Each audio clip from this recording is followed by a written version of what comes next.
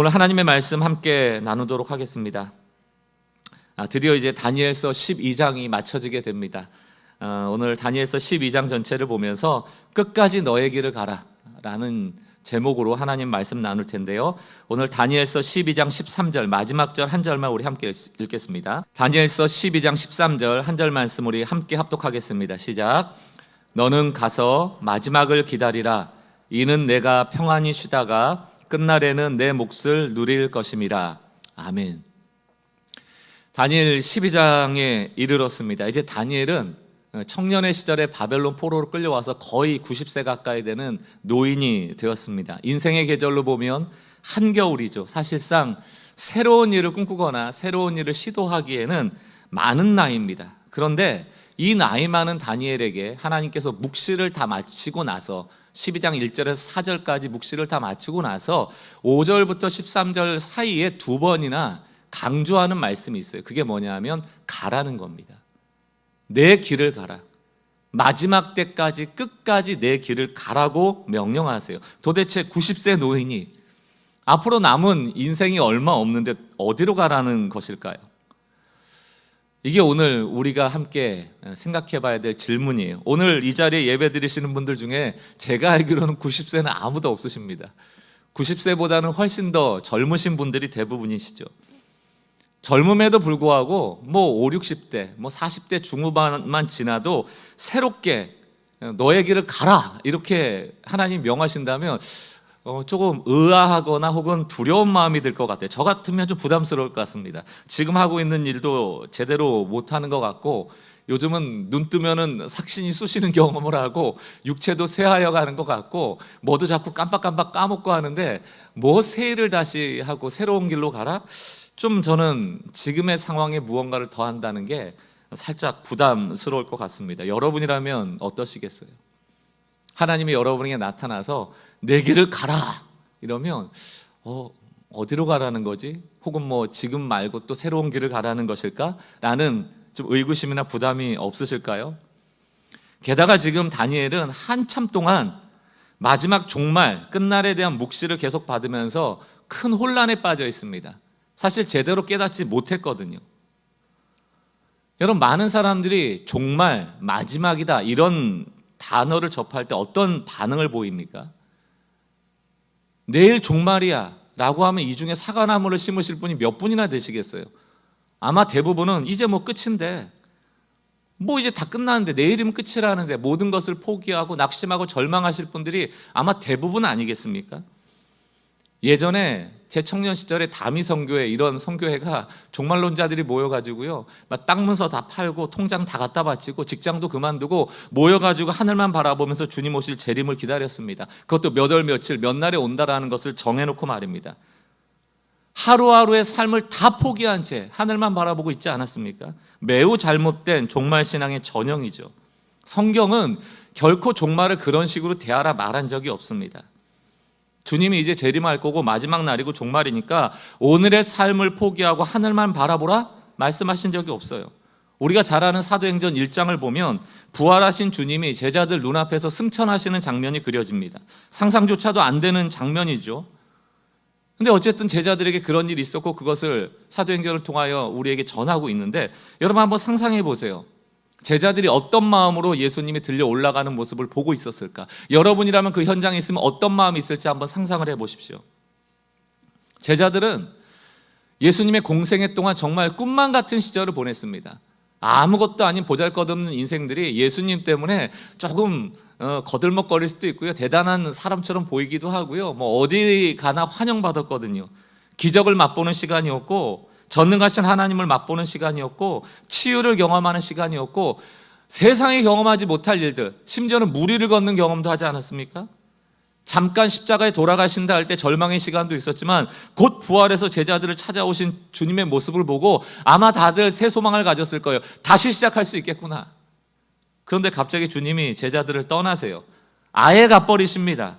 그 하늘을 바라보고 있는 제자들의 심정이 어땠을까? 게다가 예수님은 떠나실 때 뜻모를 한마디 말을 남기고 떠나시죠. 성령을 기다리라.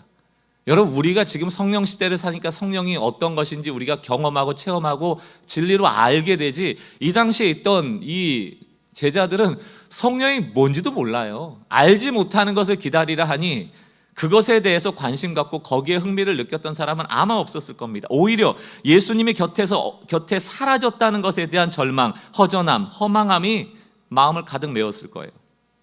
그 마음으로 하늘을 바라보고 있을 때 천사가 나타나서 사도행전 1장 11절 뭐라고 얘기합니까? 이르되 갈릴리 사람들아 어찌하여 서서 하늘을 쳐다보느냐? 너희 가운데서 하늘로 올려주신 이 예수는 하늘로 가신 본 그대로 오시리라 하더라. 저는 이 장면, 왜 하늘만 쳐다보고 있느냐? 라는 이 장면이 다니엘 12장의 상황과 겹쳐 오버랩이 되더라고요. 제자들을 향하여 천사가 뭐라고 얘기해요? 하늘만 바라보지 말고 이제 너 길 가라. 오늘을 살기 위하여 너의 길을 가라. 마치 다니엘에게 90세 먹은 다니엘에게 묵시가 다 끝난 다음에 이제 너의 길을 가라. 그 묵시는 다 봉함이 되었고 이제 간직되었으니 이제 너 길 가라는 거예요. 사랑하는 성도 여러분, 다니엘 그리고 이 제자들 또한 오늘을 사는 우리들 늘 미래에 대한 불안함이 있거든요. 두려움이 있거든요. 뜻모를 이야기가 주어지면 앞으로 어떻게 되는 거지 걱정이 많거든요. 특히 요즘과 같이 코로나 이후에 뉴노멀이라는 새로운 기준이 세워지는 시대를 살아가는 기성세대는 보통 어려운 게 아닙니다. MZ세대라고 했다가 얼마나 제가 우스운 소리를 들었는데 MZ, Z가 아니고 Z. 힘들어요. 뭐 신조어도 모르겠고 무슨 뜻인지도 모르겠고. 여러분 우리에게 인생의 불안함이 오고 미래에 대한 고민이 오잖아요. 그러면 이런 질문이 생깁니다. 도대체 이 어려운 내 상황은 언제 좋아질까? 언제 좋아질까? 이 고난의 끝은 어딜까? 우린 시간에 대한 관심이 많습니다. 이게 언제 끝날까? 여러분 등산하다 보면 경사 높은 고바위라고 그러잖아요. 그 막 힘들게 하고 헉헉대고 가는데 이제 그 정상까지 가다 내려오는 사람 있으면 늘 물어보잖아요. 모르는 산 같은데 뭐라고 물어봐요? 앞으로 얼마나 힘들어요? 이거 물어봅니까? 아니에요. 얼마나 남았습니까?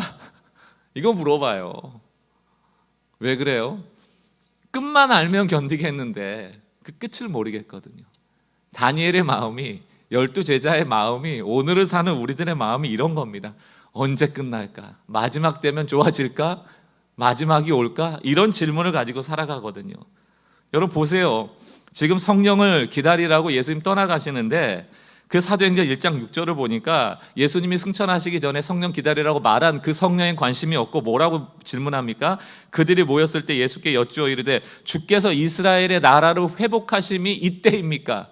언제입니까? 이스라엘의 회복이라는 게 뭐예요? 로마의 핍박으로부터 독립하는 거거든요. 이 고난이 끝나는 것이거든요. 이 압제로부터 끝나는 것이거든요. 이 끝이 언제 내는 거예요? 정상 얼마 남았느냐? 이거 알면 견디겠는데 그 때를 좀 알려달라는 겁니다. 그때 예수님 대답이 뭐예요? 7절 8절 이르시되 때와 시기는 아버지께서 자기의 권한에 두셨으니 너희가 알 바가 아니고. 여러분 끝은 우리가 모른대요. 우리에게 요구되는 것은 인내고요, 견디는 거예요. 8절 오직 성령이 너에게 임하시며. 그러니까 성령 기다리라는 거예요. 근데 우리는 성령에 관심이 없고 이스라엘의 회복의 때가 언제입니까에 관심이 많죠. 다니엘도 수많은 묵시를 본 후에 제자들과 마찬가지의 질문을 던집니다. 다니엘 12장 8절 12장 1절에서 4절까지 해서 다니엘은 10장, 11장, 7장부터죠. 7, 8, 9 다음에 11, 12까지는 한 세트니까 이 네 번의 환상을 통하여서 결론이 뭐냐 하면 다니엘 12장 8절을 보면 내가 듣고도 깨닫지 못하였다예요. 앞에 천사 같은 존재들이 대화하는 게 들리거든요. 때에 대한 대화를 하거든요. 근데 아무리 들어도 그 때에 대한 숫자를 이 다니엘은 모르겠는 거예요. 그래서 12장 8절에 뭐라고 하냐면 내가 듣고도 깨닫지 못한지라 내가 이르되 내 주여 이 모든 일의 결국이 어떠하겠습니까? 마지막 어떻게 되냐고요. 근데 그거 알아야지 속 편할 것 같은데 이거 안 알려주시고 떠나면 나 힘들어요. 근데 뭐라고 얘기합니까? 12장 9절 상반절에 그가 이르되 마지막의 때는 이때다가 아니고 다니엘아 갈지어다. 이거 영어 성경에 보면 Go your way, 너의 길을 가라 이렇게 되어 있습니다. 오늘 우리가 읽은 다니엘 12장 13절 너는 가서 마지막을 기다려라 이렇게 되어 있지만 이거는 번역이 굉장히 많습니다. 너는 끝까지 충성되라 이런 뜻도 있고 끝까지 견디라는 뜻도 있지만 대부분의 번역 성경에는 Go your way 이렇게 되어 있어요. Until the end 이렇게. 마지막까지 너의 길을 가라. 묵시도 끝났어요. 나이도 90이에요. 도대체 어느 길이 나의 길이고 그 길로 가라는 그 명령이 이 노인에게 가당키나 한가? 우리도 변명할 수 있거든요. 이 어려운 시절에 자꾸 주님 어디로 가라고 하는데 힘들어요. 이럴 수 있는데 주님은 계속해서 너의 마지막까지 끝까지 너의 길을 가라고 명하시거든요. 여러분, 너의 길을 가라는 게 뭡니까? 예수님의 제자들의 이야기와 다니엘의 이야기를 종합해 볼 때 우리는 때에 대한 관심이 많고 마지막에 일어날 일을 미리 알기를 원하지만 하나님께서는 그 종말을 살아가는 그리스도인들을 향하여 오늘을 살아가라는 거예요. 오늘 이 하루하루를 살아가라는 것입니다.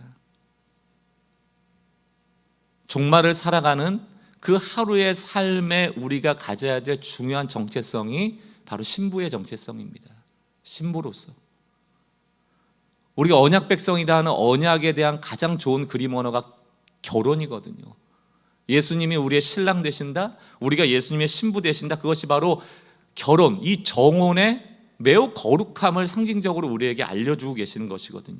신부의 삶이 어떠해야 됩니까? 여러분 다 아시다시피 정혼한 신부는 당장 같이 합방을 하고 결혼하진 않습니다. 신랑이 집지으로 떠나잖아요, 아버지의 집으로. 그럼 여러분 그 기간 동안의 신부, 이 정혼한 신부는 어떠한 마음으로 살아가야 하는가? 가장 중요한 신부의 삶의 핵심 바로 신랑을 잊지 않는 거예요. 신랑을 잊지 않는 정도가 아니고 그 올 동안 그분을 신뢰하고 그 사랑했던 그 정혼의 마음을 빼앗기지 않는 것.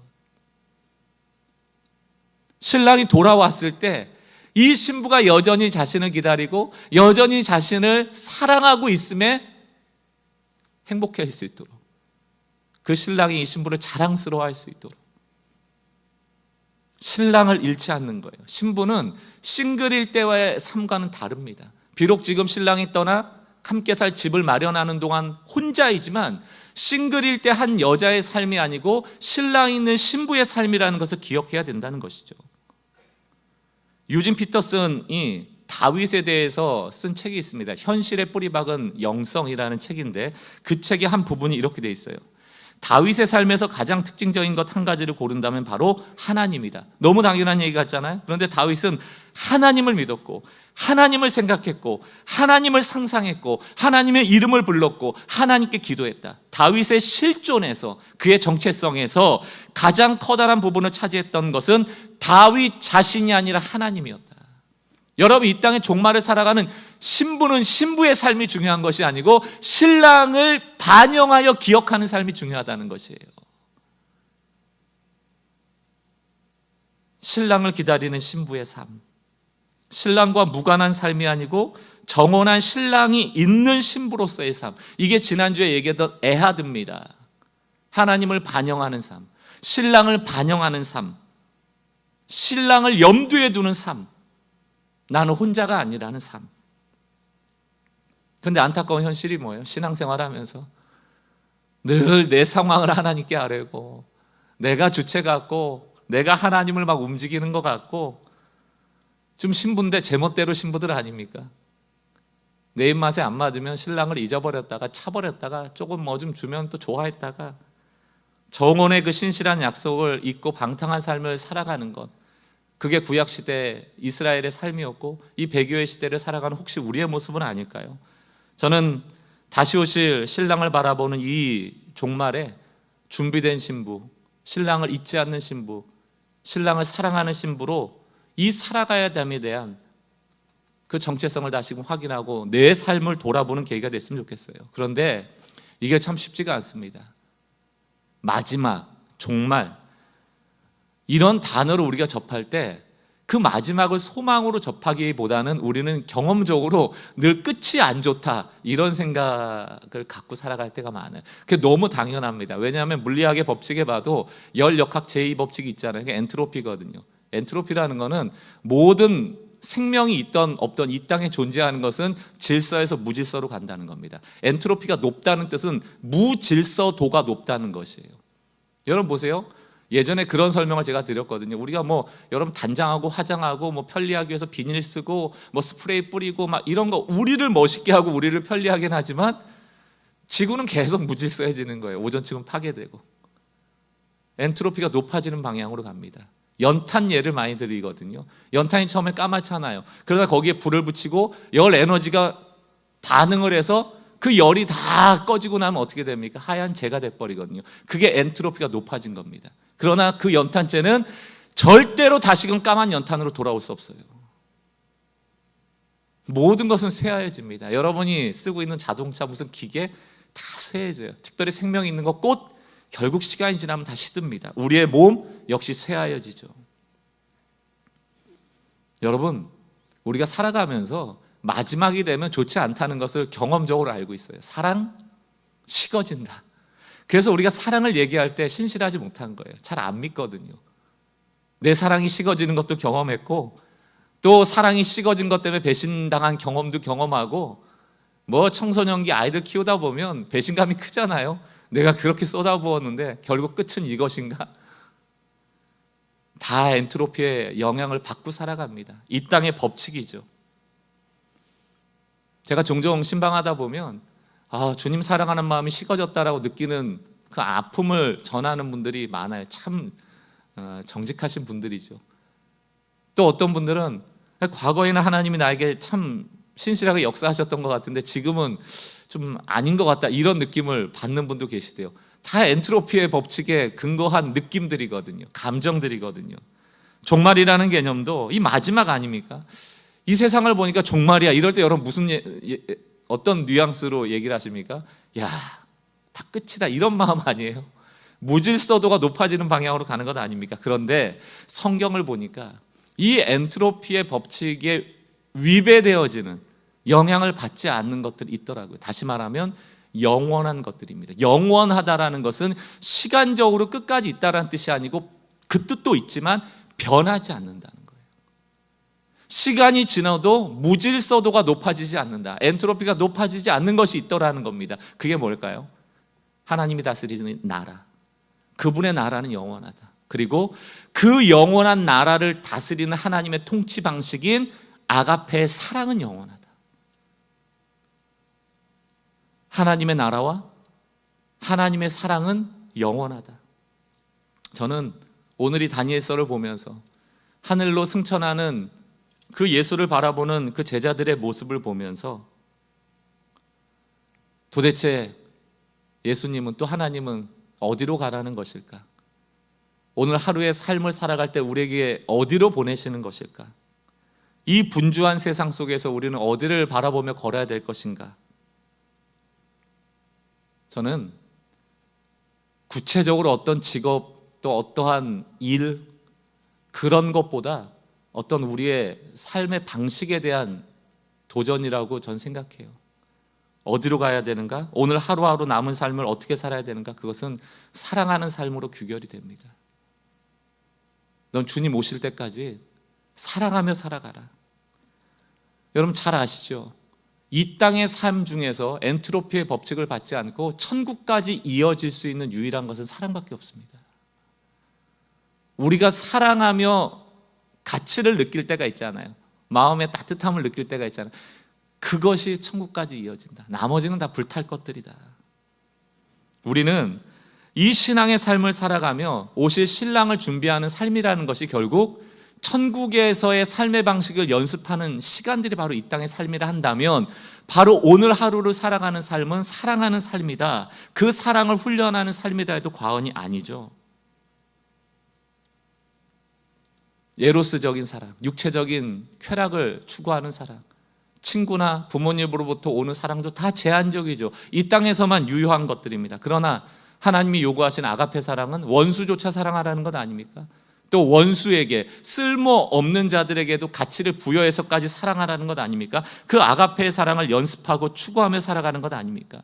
여러분 고린도전서 3장을 보면요, 이런 말이 있습니다. 12절, 만일 누구든지 금이나 은이나 보석이나 나무나 풀이나 지푸로 이 터 위에 세우면, 13절, 각 사람의 공적이 나타날 텐데, 공적이라는 뜻은 업적을 말합니다. 이 땅에서 여러분들이 행한 업적들 있잖아요. 그날이라는 건 마지막 날, 심판의 때에 공적을 밝히리니, 우리가 한 그 업적들을 밝힐 텐데, 이는 불로 나타내고 그 불이 각 사람의 공적이 어떠한 것을 시험할 것입니다. 태우겠다는 거예요. 여러분, 여기 나오는 금이나 은이나 보석이나 나무나 풀이나 집, 이런 것은 다 엔트로피의 법칙에 따르는 겁니다. 다이아몬드라 할지라도 뜨거운 용광로 같은 불에는 한 줌의 탄소 덩어리가 되어버리는 것, 그것이 엔트로피의 법칙이라 한다면, 주님께서 신랑으로서 신부의 삶을 그 마지막 날 심판하실 때 우리가 가져가는 것이 소위 말하는 업적이라면, 불에 탈 업적이라면 우리는 결코 남는 것이 없다. 마지막 날 우리가 타지 않고 남을 것을 위하여 살아가는 삶이 되어야 한다. 그게 무엇일까? 사랑이라는 거예요. 사랑만이 영원하다. 사랑하는 성도 여러분, 하루하루 우리의 삶의 목표, 여러분 신앙의 목표, 여러분들이 지금 이렇게 신앙생활을 하는 그 목표가 뭐예요? 왜 신앙생활을 하십니까? 오늘 이 자리에 왜 예배하고, 왜 우리는 하나님을 만나기를 원하고, 또 그분을 향하여 날마다 기도하며 그렇게 살아갈까요? 여러분, 혹시 잘못된 목표와 목적을 갖고 있다면 그 궤도를 수정하시는 오늘이 되었으면 좋겠어요. 우리가 하루하루 하나님이 명하시는 길로 가는 삶은 종말까지 남을 것을 쌓아가는 삶이다. 결국 오늘 하루를 잘 살았다 하는 것은 내가 오늘도 사랑하며 영원까지 남을 사랑을 쌓았는가, 그것이 우리의 삶의 중요한 목적이 돼야 되고 목표가 돼야 될 줄로 압니다. 내가 지금 원수까지라도 사랑하라고 몸부림치고 있는가? 왜 몸부림쳐야 돼요? 그 사랑하는 그 과정, 그 훈련, 그리고 억지로라도 사랑을 선포하는 그 시간들이 유일하게 남기 때문이에요. 그것만 보신다고요. 신랑 되신 예수님께서 신부에게 뭐 묻겠어요, 여러분? 금 가져왔냐? 은 가져왔냐? 다이아몬드 가져왔냐? 나무 가져왔냐? 무슨 공적 세웠냐? 나올 동안에 돈 벌어놨냐? 안 물어보셔요. 그건 다 불에 탈 것입니다. 너 나 기다렸어? 나 사랑했어? 내 구원에 감사했어? 그게 신앙이에요. 오늘도 우리가 여기에 떡 하나 얻어먹으려고 온 게 아니고, 우리를 구원하신 하나님을 잊지 않고 기억하고 그분이 어떠한 삶을 요구하신지를 듣고 순종하기 위하여, 그것이 주님 사랑하는 길이기 때문에 오늘 이 자리에 모인 것 아닙니까? 우리의 삶의 목표는, 신앙의 목표는, 이 종말을 사는 이 시대 가운데 우리의 신앙의 방향은 오직 사랑, 오직 예수님을 기다리고 그분을 닮아가는 삶이어야 된다는 것입니다. 고린도전서 13장 사랑장의 핵심이 뭐예요? 사랑만 영원히 남는다. 13장 1절, 내가 사람의 방언과 천사의 말을 할지라도 사랑이 없으면 소리나는 구리와 울리는 꽹과리 같고, 여러분, 소리나는 구리와 울리는 꽹과리 다 엔트로피 법칙을 받는 존재들이 다 타버린다는 얘기입니다. 내가 예언하는 능력이 있어 모든 비밀과 모든 지식을 알고 또 산을 옮길 만한 믿음이 있을지라도 사랑이 없으면 내가 아무것도 아니요. 그거 안 남는다는 거예요. 산을 옮길 믿음조차도 안 남는다는 겁니다. 사랑이 없다면. 3절, 내가 내게 있는 모든 것으로 구제하고 또 내 몸을 불살아 내줄지라도 사랑이 없으면 내게 아무 유익이 없다. 여러분, 사람을 구제하고 착한 일 했는데 그것도 안 남는데요. 사랑만 남는데요. 사랑의 동기만. 그래서 고린도전서 13장 8절 제가 새 번역으로 여러분들에게 소개합니다. 뭐라고 되어 있어요? 사랑은 없어지지 않습니다. 그러나 예언도 방언도 지식도 사라진다. 그친다. 그냥 방언 좋아하고 막 영적인 막 경험 좋아하고 여러분 다 타버릴 것이에요. 방언도 예언도 지식도 구제도 산을 옮길 만한 믿음도 내가 주님 사랑하는 마음을 잃어버린 채 종교적 행위로 활동으로 남는다면 그것은 남지 않는다. 우리의 삶에 아무것도 남지 않는 삶이 된다. 뭔가 열심히 사는 것 같은데 결국 아무것도 남기지 못한 삶이 된다.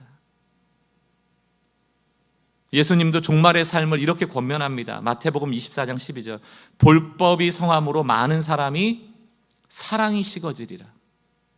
사랑이 식어지리라. 딴 데 관심이 많다는 거죠.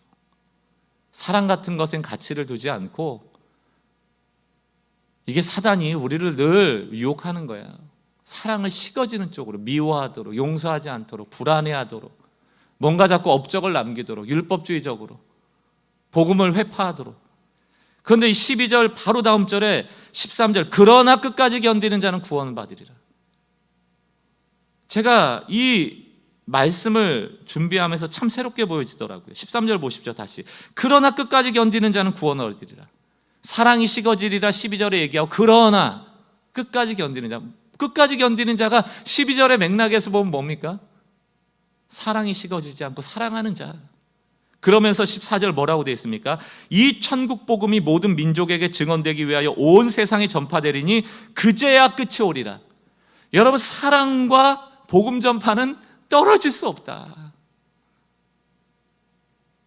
우리에게 주어진 종말의 삶은 신랑을 기다리는 삶이고, 나만 구원받고 나만 그 신부됨을 누리는 게 아니고, 모든 인류가 구원받기 원하는 아버지의 뜻을 조차 그 구원에 이르도록 복음을 전하는 일인데, 결국 이 복음 전파를 방해하는 게 뭐다? 사랑이 식어진 것.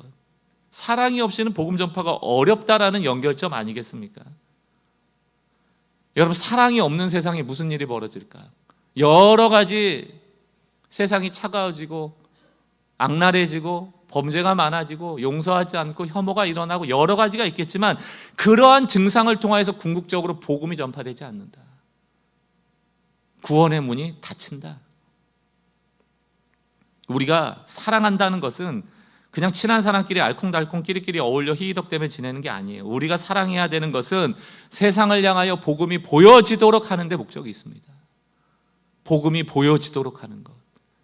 근데 우리에게 그런 관심이 있는가? 요즘은 교회 공동체 안에도 저희 교회는 그런 일이 거의 없습니다만 무서워요. 얼마나 막 눈을 희번덕 뜨고 싸우는지.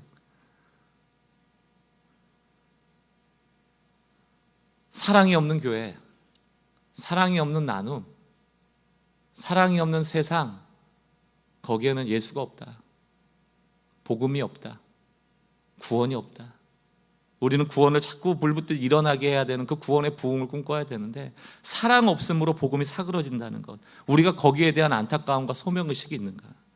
요한복음 13장 34절, 새 계명을 너희에게 주노니 서로 사랑하라. 내가 너희를 사랑한 것 같이 너희도 서로 사랑하라. 35절, 너희가 서로 사랑하면 이로써 모든 사람이 내 제자인 줄 알리라. 사랑하는 성도 여러분, 저는 사랑이 그냥 우리의 감정의 선택이 아니고 소명이라 믿습니다. 소명으로 사랑하셔야 돼요. 왜?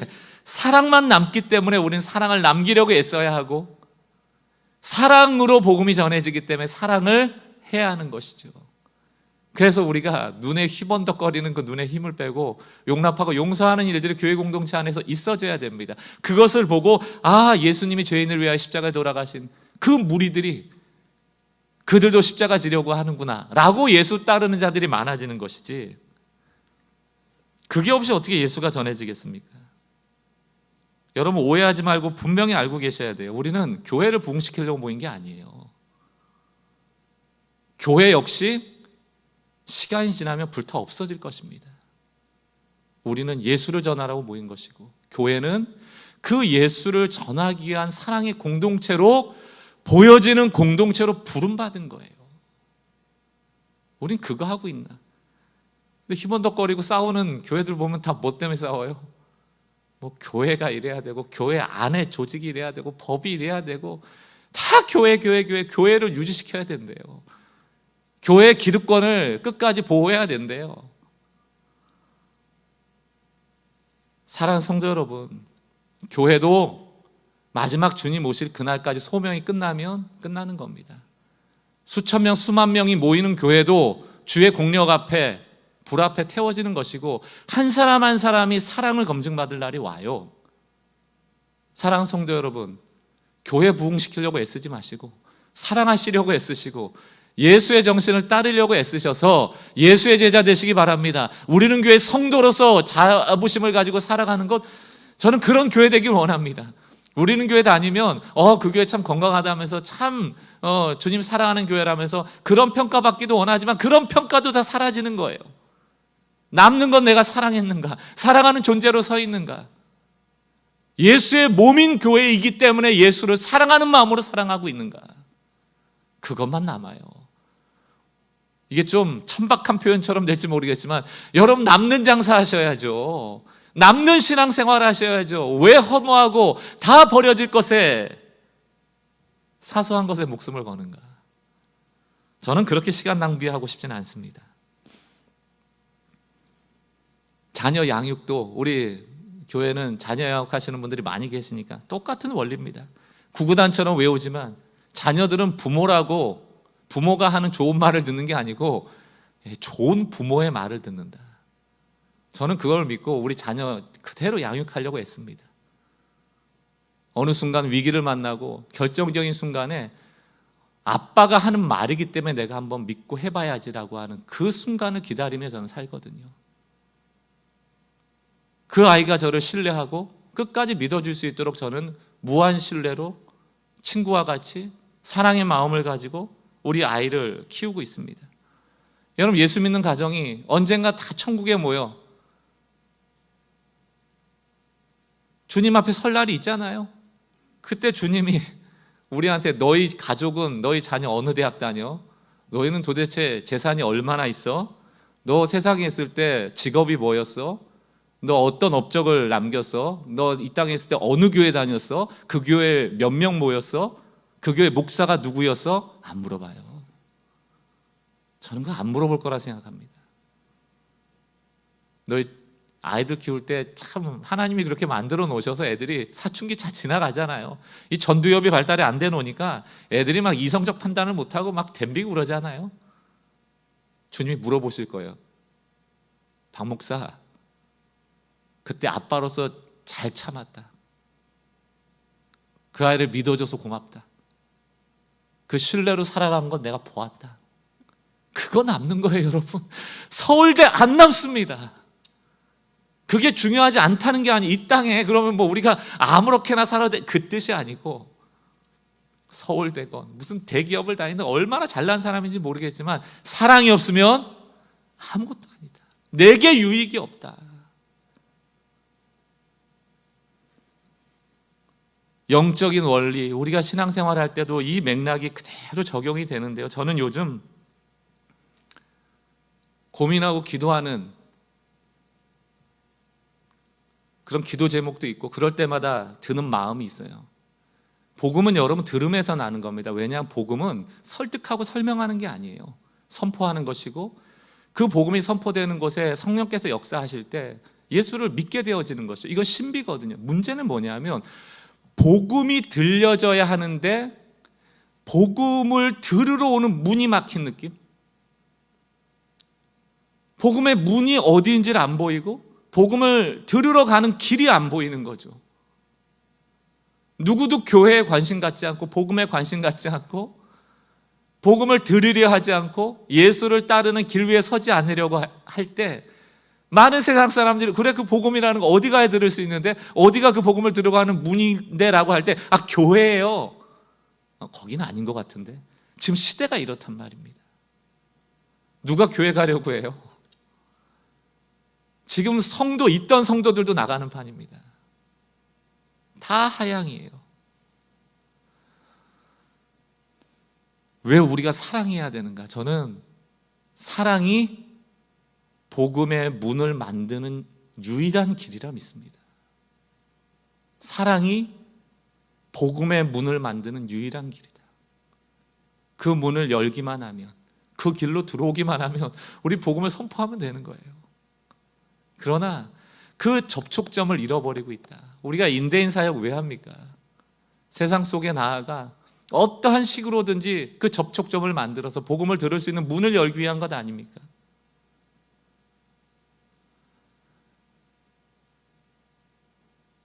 저도 그렇고 여러분도 그렇고 이 교회 자체가 소망이 아니에요. 이 교회 자체를 목적으로 두지 마시고요. 쟤처럼 사라질 이 교회에 목숨 걸지 마시고 이 교회의 터가 예수 위에 서 있는가? 이 교회 터 위에 복음이 전파될 뿐만이 아니고 복음대로 살아내는 성도들이 있는가? 그 핵심이 사랑 아닙니까? 저는 오늘 우리에게 동일하게 하늘만 바라보고 있는 분들이 계시다면 동일하게 천사의 모습을 하고 주님께서 왜 하늘만 쳐다보고 있는가? 너 길 가라. 다니엘과 같은 우리를 향하여서도, 이 종말을 사는 우리를 향하여서도 너의 길을 가라, 끝까지 너의 길을 가라라고 명하시는데, 그 길이 사랑을 실천하는 길이고, 그 사랑을 통하여 여러분 한 분 한 분이 복음의 문이 되시는 일들이 있길 주의 이름으로 축원합니다. 저는 오늘 사실은 뭐 더 나누고 싶은 제 개인적인 메시지가 있지만, 뭐 목요일 날 한번 또 오십시오. 또 목요일 날 그 기도회 가운데 함께 또 나누려고 합니다. 저는 또 저의 길을 갈 겁니다. 저의 길을 갈 겁니다. 제가 사랑하고 또 제가 복음의 문이 되기 위해서 무엇을 해야 되는지 또 고민하며 살아갈 거고요. 여러분도 여러분의 길을 가십시오. 여러분의 사랑할 수 있는 그 현장을 여러분 가셔야 돼요. 그게 여러분 각자에게 주신 하나님의 소명입니다. 그리고 복음의 문을 열고 복음의 길이 되어져서 그 길 안으로만 들어온다면 복음을 선포하여 인류를 구원해내는데 작은 퍼즐 되시는 그런 은혜의 역사가 있기를 주님의 이름으로 축원합니다. C.S. 루이스의 말을 맺은 말로 들려드립니다. 항상 마지막을 생각하며 사는 사람 중에 그저 그렇게 사는 사람은 한 사람도 없다. 마지막을 생각하는, 신랑 대신 예수를 생각하며 살아가는 삶은 반드시 가치 있고 의미 있는 삶이 될 것이다. 저는 그 중에 사랑하는 삶을 추구하며 살아가는 백성 되어지기를 바랍니다. 영원히 남을 사랑을 쌓아가는 삶의 가치를 두고 그 사랑으로 복음의 문을 만들고 복음이 보여지고 들려지는 것을 소망하며 그렇게 살아갑시다. 우리는 교회에 영원한 못 올 겁니다. 복음을 누리고 복음을 누리게 하십시오. 그것이 이 땅의 종말을 살아가는 신부의 삶인 줄 믿습니다. 한 주간 그러한 삶을 꿈꾸며 살아가신 주의 백성 되시길 바랍니다. 우리 같이 찬양하고 사랑의 삶으로 또 사랑의 현장으로 좀 나가기를 결단했으면 좋겠어요. 먼저 주님 사랑하는 표현을 좀 했으면 좋겠습니다. 우리의 신랑 되신 예수님, 우리에게 원하는 게 사랑의 마음인데 여러분, 사랑한다는 게 부담스럽죠. 남편들 특히 그럴 때가 많거든요. 아내가 나 사랑해? 그러면 말 못해요. 왜 그 말 못하냐면 남자, 이게 뭐 여러분 또 남녀에 대한 얘기로만 너무 듣지 마시고 예화니까 뭐 심각하게 받지 마세요. 어제 술 먹고 들어왔는데, 근데 어제 내가 아내한테 뭐라 한마디 했는데 오늘 사랑해 물어보면 그 나 두꺼운 사람 아니고 어떻게 사랑한다 말합니까? 어제 미안한 일 있으니까 사랑한다 말 못해요. 왜냐하면 나 너 사랑하지라고 하면 마치 아내가 그럴 것 같은 거야. 나 사랑하는데 어제 왜 그랬어? 그거 할 말이 없잖아요. 주님이, 우리가 주님 사랑해요라고 얘기하면 꼭 그러실 것 같거든요. 나 사랑한다고? 나 사랑하는데 네가 그따위로 살아? 어제 너 그렇게 살아도 돼? 이럴 것 같거든요. 근데 저는 안 그러리라 믿습니다. 이 부족하지만 어제도 죄짓고 여전히 사랑하다 말하는 것이 부끄럽지만 그래서 저는 신랑을 기다립니다. 기억합니다. 저에게 주신 십자가의 사랑이 얼마나 큰지를 기억합니다. 그리고 이 순간 사랑한다라는 그 고백을 순도 높은 고백으로 받을 줄 믿습니다. 이 시간의 감정 그대로, 이 시간의 마음을 가지고 주님 앞에 이 고백으로 좀 나갔으면 좋겠습니다. 예수 사랑합니다. 온 마음 다하여 한 분만 더 원합니다.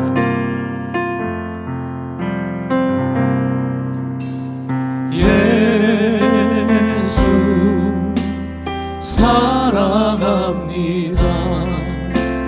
사랑합니다. 온 마음 다하여 아멘.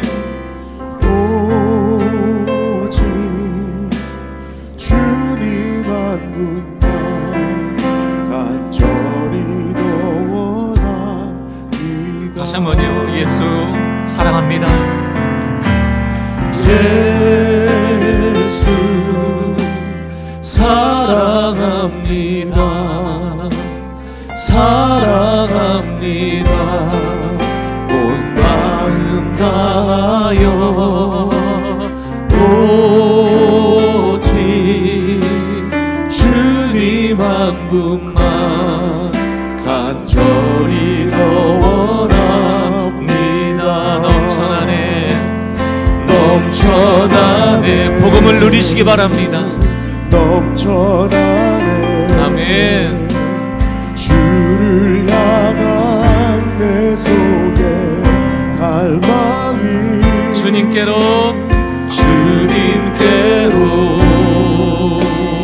날 이끌어 주소서. 주님을 더 원합니다. 넘쳐나길 원합니다. 넘쳐나길 원합니다. 넘쳐나네. 아멘. 넘쳐나네. 아멘. 주를 향한 내 속에 갈망이 주님께로 날 이끌어 주십시오. 날 이끌어 주소서. 주님을 우리 처음부터 다시 한번 주님께 고백합시다. 예수 사랑합니다. 사랑합니다. 예수 사랑합니다. 사랑합니다. 사랑합니다. 온 마음 다하여 오직 주님 한 분만 간절히 더 원하네. 넘쳐나네. 넘쳐나네. 넘쳐나네. 넘쳐나네. 신랑 되신 주님, 주를 오직 이 사랑만 남음을 기억하며 이 사랑을 쌓아가는 인생 되게 하옵소서.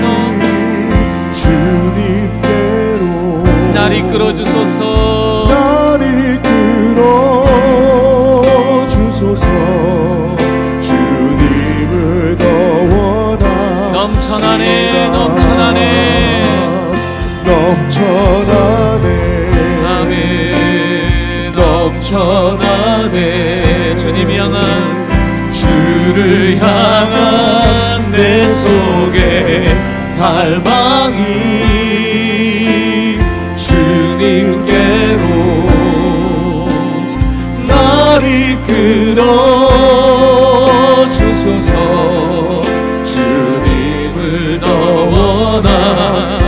밤이나 낮이나 밤이나 낮이나 어제나 오늘도 영원히 주만 찬양해. 괴롭고 슬플 때 낭망하여 넘어져도 그때도 주님 고백합니다. 언제나 주만 찬양. 다시 한번 내 평생 주님을 찬양하기로 결단하며 밤이나 낮이나 밤이나 낮이나 어제나 오늘도 어제나 오늘도 영원히 주만 찬양해. 괴롭고 슬플 때도 괴롭고 슬플 때 낭망하여 넘어질 때도 낭망하여 넘어져도 언제나 다시 한번 신랑 되신 주님을 바라보며 밤이나 낮이나 어제나 오늘도 밤이나 낮이나 어제나 오늘도 영원히 주만 찬양해.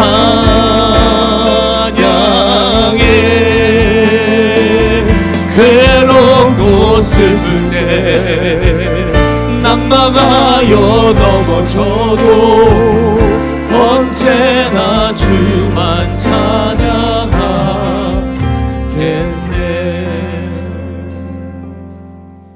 우리 신앙의 삶은 사랑을 쌓아가는 삶이고 사랑을 연습하는 삶이고 그 남을 것을 향한 삶이어야 돼요. 오늘도 우리 가라 명하십니다. 오늘 기도하는 시간을 통하여 주님께 음성을 직접 들으세요. 주께서 우리를 가라 하시는 명령을 들으세요. 더 사랑하라는 마음을 받으십시오. 그리고 가정에서, 일터에서, 우리 현장에서 사랑을 남기고 사랑을 쌓을 수 있는 삶이 되기를 위하여 결단하시고 그런 삶을 추구하며 나가시길 바라요.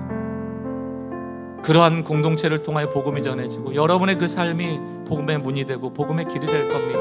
오늘 조용히 오늘 말씀을 생각하며 좀 정리하고 결단하고 기도하는 시간 갖기를 원합니다.